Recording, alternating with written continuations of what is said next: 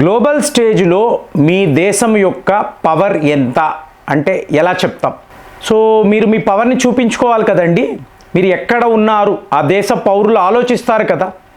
ఇప్పుడు ఒక ఒలింపిక్స్ అంటాము, లేదా ఏషియన్ గేమ్స్ అంటాము, లేదా వరల్డ్ కప్ క్రికెట్. ఏంటి మీరు భారత్ ఏమిటి ఆలోచిస్తాం కదా. ఇప్పుడు అలాంటి ఒక విషయం మాట్లాడదాం. ఇప్పుడు మాజాడామ్ డాక్ షిప్ బిల్డర్స్ లిమిటెడ్ అని అంటారండి. ముంబైలో ఇది ఒక చాలా పెద్ద కంపెనీ, నవరత్న కంపెనీలో ఇది ఉంటుంది. మినిస్ట్రీ ఆఫ్ డిఫెన్స్కు సంబంధించిన మీకు ఒక సంస్థ. సో వీళ్ళు మొన్న ఒక అద్భుతము చేసి చూపించారు, కానీ మెయిన్ స్ట్రీమ్ మీడియా ఎక్కడా కూడా దీనికి అంటే ఈ వార్త యొక్క వాల్యూ ఏమిటో వీళ్ళకి తెలియలేదు. సో ఇప్పుడు మాజాడామ్ డాక్ షిప్ బిల్డర్స్ లిమిటెడ్ అన్నప్పుడు వీళ్ళు శ్రీలంకలో కొలంబో పోర్ట్ అంటారు, మీరు వినే ఉంటారు. కొలంబో పోర్ట్ అన్నప్పుడు మిడిల్ ఈస్ట్ నుంచి, యూరోప్ నుంచి మదర్ షిప్స్ వస్తాయండి. అంటే వీళ్ళ ఆదాయమే ఇదే. కొలంబో పోర్ట్ అనేది చాలా చాలా పెద్దది. వాళ్ళకి వేరే రకంగా ఇన్కమ్ ఏం ఉండదు. టూరిజము, అలాగే మీకు ఈ పోర్ట్ మెయింటెనెన్స్. ప్రపంచంలో ఎన్నో దేశాలు, ఇప్పుడు ముఖ్యంగా చైనా గురించి మాట్లాడుకున్నాం. ఈ పోర్టుని కంట్రోల్ చేయడానికి చైనా వాడు శతవిధాలా ప్రయత్నాలు చేస్తూనే ఉన్నాడు కదా. అలాంటప్పుడు చూడండి, ఈ మాజోడామ్ అనబడే డాక్ షిప్ బిల్డర్స్ వీళ్ళు ఏం చేశారు అంటే, మీకు కొలంబో పోర్టులో ఉండే కొలంబో డాక్ యార్డ్ దీనిని ఏకంగా కొనేశారు. 249 కోట్లు పెట్టి. ఇంతవరకు భారత్ చరిత్రలో ఒక ఇంటర్నేషనల్ పోర్టుని కొనడము ఇదే ఫస్ట్ టైం. మరి ఇప్పుడు ఇజ్రాయెల్లో ఉండే హైఫా పోర్ట్ ఏంటండి, అలాగే ఈరాన్లో ఉండే చాబహార్ పోర్ట్, ఇదంతా మీరు చూసారనుకోండి, మనం కాంట్రాక్ట్ తీసుకుంటామండి. 10 ఏళ్ళు 15 ఏళ్ళు ఇలా కాంట్రాక్ట్ తీసుకొని మనము ఇక్కడ ఈ షిప్పింగ్ రూట్ ఏదైతే ఉందో మన ఓడలను ఆపరేట్ చేస్తాం. కానీ ఇక్కడ ఏం చేసాం మనము, ఏకంగా 249 కోట్లు పెట్టి 51% షేర్ని కొనేసాం. ఇంతకుముందు ఒక జపాన్ కంపెనీ ఓనోమిచి అంటారు, ఈ ఓనోమిచి కంపెనీ ఆపరేట్ చేసేది. వాళ్ళు ఇప్పుడు మేము మా షేర్స్ను అమ్మేస్తున్నాము. సో ఇప్పుడు శ్రీలంక గవర్నమెంట్కి ఎలా ఉందంటే, ఇది భారత్ తీసుకుంటే బాగుంటుంది కదా. ఎందుకంటే చైనా వాడి వైపు నుంచి ఒత్తిడి, అలాగే మలాకా స్ట్రేట్ వద్ద ఇప్పుడు జరుగుతున్న ఘర్షణ, మెల్లమెల్లగా ఇది ఒక యుద్ధానికి దారి తీయవచ్చు. అలాంటిది ఇండియన్ నేవీ ఒకవేళ కొలంబోలో ఉంటే మాకు ఒక రక్షణ కదా. సో ఇదే శ్రీలంక వాళ్ళు ఆలోచించారు. ఇప్పుడు మీకు ఒక డౌట్ వస్తుంది, ఒక డాక్ యార్డ్ అంటున్నాం కదండి. డాక్ యార్డ్ అన్నప్పుడు ఏంటి, మామూలుగా అక్కడ మీరు షిప్స్ని నిర్మిస్తారు, మీకు కావాల్సిన రకంగా షిప్పులను తయారు చేసుకుంటారు, అలాగే రిపేర్లు చేస్తారు, మెయింటెనెన్స్ చేస్తారు. సో ఇవన్నీ చూసుకుంటూ ఉంటారు. అంటే డాక్ యార్డ్ అన్నప్పుడు మీకు సివిలియన్ షిప్స్, కార్గో షిప్పులు వస్తాయి, అలాగే మీ మిలిటరీ షిప్పులు కూడా అక్కడికి రావచ్చు.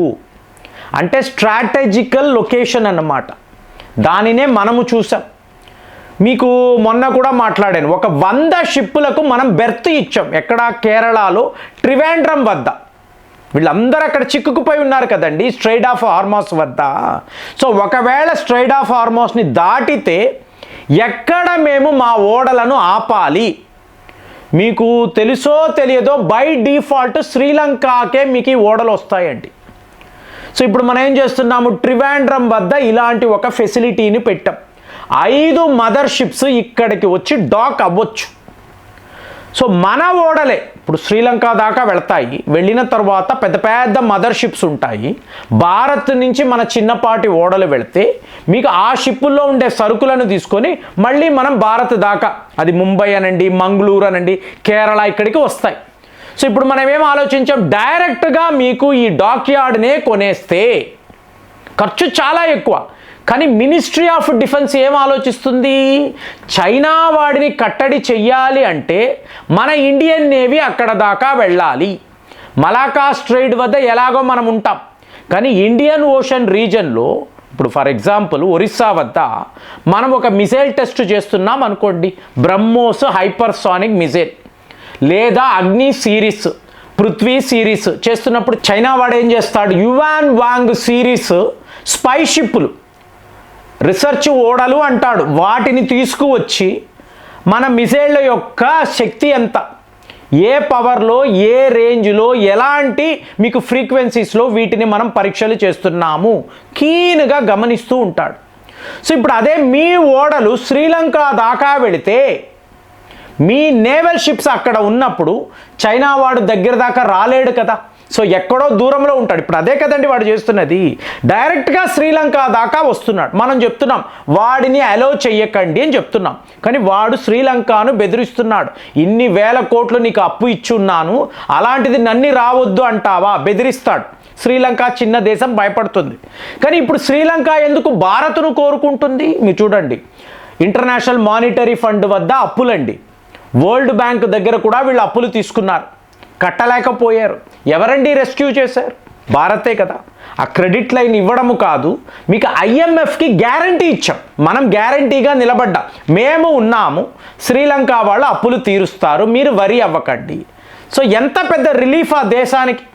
సో దాంతో వాళ్ళు ఏం కోరుకుంటున్నారు, ఇండియన్ నేవీ శ్రీలంక దాకా, ఈ కొలంబో పోర్టు దాకా వస్తే అక్కడ వీళ్ళు ఆపరేట్ చేస్తే, సో ఈ అక్వైజేషన్ అనేది భారత్కు చాలా ముఖ్యము, మేము కూడా సిద్ధపడుతున్నాం. కానీ ఏంటి, అక్కడ జపాన్ వాళ్ళు ఆపరేట్ చేస్తున్నారు, ఇప్పుడు షేర్లు అమ్ముతాము అంటున్నారు.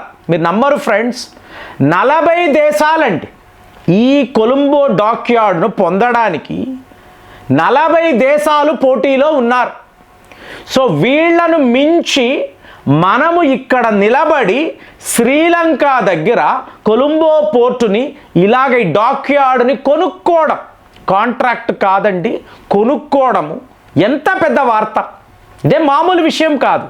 సో ఇప్పుడు మనము ముందుకెళ్తున్నాం, భారత్ నుంచి శ్రీలంక దాకా వెళ్ళి మన ఇండియన్ నేవీ యొక్క ప్రజెన్స్ను అక్కడ క్లియర్గా, అంటే ఇండియన్ ఓషన్ రీజన్లో భారత్ యొక్క ప్రజెన్స్, అంటే ఈస్ట్ వెస్ట్ షిప్పింగ్ లైన్ అని అంటారండి. ఇది మనకు 60% ట్రేడ్ రూట్, అటు యూరోప్, మిడిల్ ఈస్ట్ అటు పెట్టండి, ఆసియా ఖండములో 60% మనము ఆపరేట్ చేసే మెయిన్ రూట్ అండి. మీరు ఒక్కసారి మ్యాప్ చూశారు అంటే భారత్, ట్రివాండ్రము, శ్రీలంక, అటువైపు చూశారు అనుకోండి సింగపూర్ పోర్ట్ వస్తుంది, మలేషియా, ఇండోనేషియా, ఇన్ని దేశాల మేజర్ పోర్ట్ టెర్మినల్స్ అంతా కూడా ఈ రూటులోనే ఉండడం.